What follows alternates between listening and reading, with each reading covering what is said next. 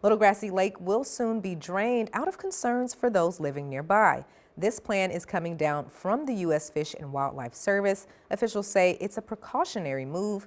News 3's Waylon Walls-Parker talked with officials and locals about the changes.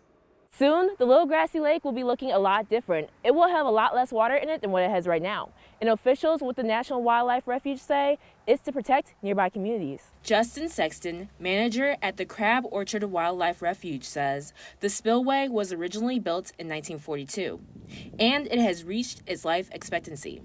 He says it could fail during an extreme weather event. If that dam failed, you would see impacts to landowners. You could see loss of life. You could see impacts to Crab Orchard Lake, which would then impact the greater Carbondale area. Sexton says they plan to lower 65 feet of water out of the lake. There'll still be some water down there in the bottom, but it'll look completely different than it does today. A lot of people were out at the lake today to fit in their favorite activities before the changes.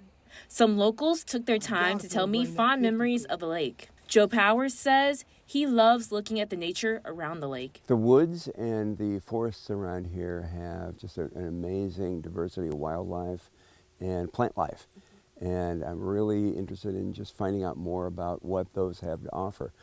I'm hoping that the draining of the lake doesn't really affect too much of that. While some residents are not happy with the mandated change, others like Powers understand why updates are important. One of the problems that we've got with our aging infrastructure is everything's starting to wear out.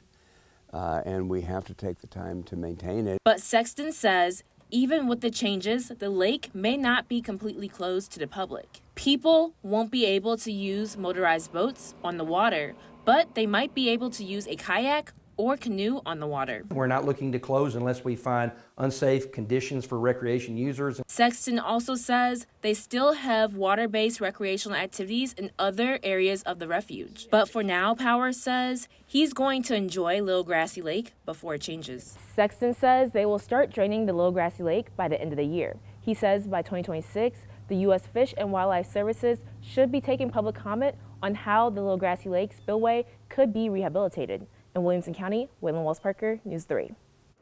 The Crab Orchard National Wildlife Refuge says they are working with the state to modify fishing regulations at Little Grassy Lake. They will also be moving some of the fish to different areas.